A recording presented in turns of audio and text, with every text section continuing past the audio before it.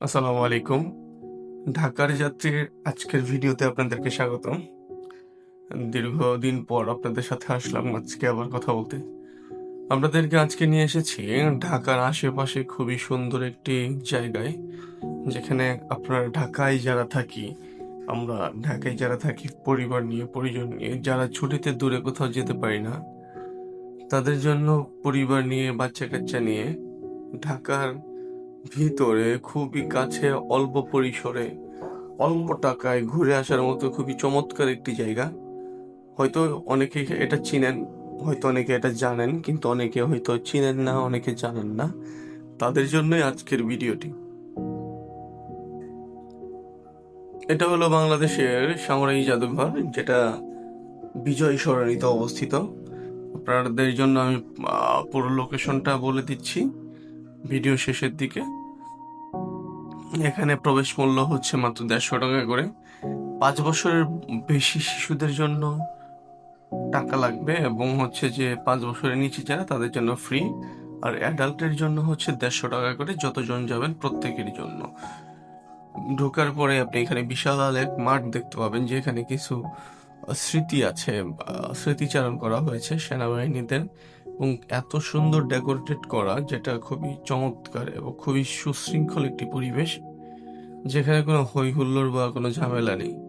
আমরা গেট দিয়ে প্রবেশ করার পর, যেহেতু আমরা বাইরে থেকে খাবার না খাওয়ার সিদ্ধান্ত নিয়ে বাসা থেকে খাবার নিয়ে এসেছি, ব্যাগে পানি টানি সকল কিছুই আছে, যার কারণে আমাদেরকে ভিতরে ঢুকতে দেওয়ার সময় কিছুটা বিলম্বর শিকার হচ্ছি আমরা। কারণ হচ্ছে এখানে বাইরের থেকে কোনো খাবার পানি নিয়ে ঢোকা নিষেধ, সেফটি পারপাসের জন্য। এখানে লকার সিস্টেম আছে, যে লকারে আপনি আপনার ব্যাগটি রেখে যেতে পারেন, টোটাল ফ্রি। এখানে কোনো লকারের চার্জ লাগবে না।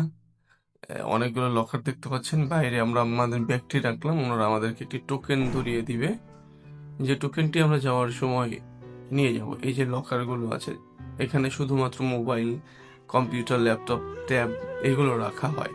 আর বাইরে যে ব্যাগগুলো, সেগুলোতে হচ্ছে খাবার, পানি টানি সকল কিছু রাখা হয়।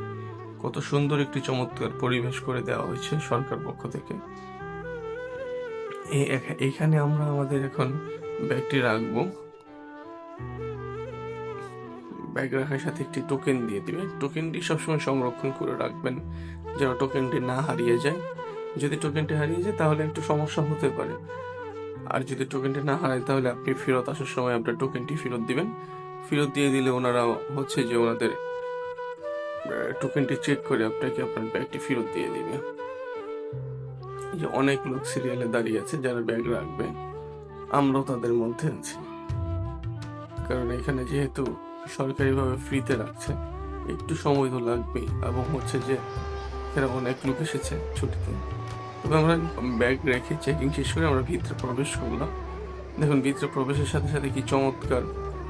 এটা হচ্ছে যুদ্ধ জাহাজ, যেটা বাংলাদেশের যুদ্ধে 1971 সালের যুদ্ধে ব্যবহৃত হয়েছে। একটা পালতোলা নৌকা। এখানে অনেক ধরনের অনেক কিছু আছে, যেটা আপনারা সময় সাপেক্ষে দেখতে পারবেন। এবং সম্পূর্ণ কিছু দেখতে গেলে আমাদের ভিডিওর সাথে থাকুন, আমাদের চ্যানেলের সাথে থাকুন। আমরা প্রত্যেকটা ভিডিওতে এখানে পর্ব বাই পর্ব তুলে ধরেছি। এই যে আমাদের জুনাইনা আসছে, এখানে সে ছবি তুললো, এবং হচ্ছে যে বিশাল একটি যুদ্ধ বিমান, যে যুদ্ধ বিমানটি আমাদের যুদ্ধের সময় খুবই কাজে লেগেছে। আমরা প্রত্যেকটা জায়গাকে আপনাদেরকে ঘুরে দেখাবো, আপনারা আমাদের সাথেই থাকবেন। ভালো লাগলে লাইক, কমেন্টস করে দিবেন, এবং আমাদের চ্যানেলটিকে সাবস্ক্রাইব করবেন। আমরা মূলত আপনাদেরকে কিছু ঐতিহাসিক জায়গা এবং কিছু জায়গা চেনাতে চাই। ঢাকার যাত্রার মূল উদ্দেশ্য হচ্ছে আপনাদের জীবনকে সহজ করার জন্য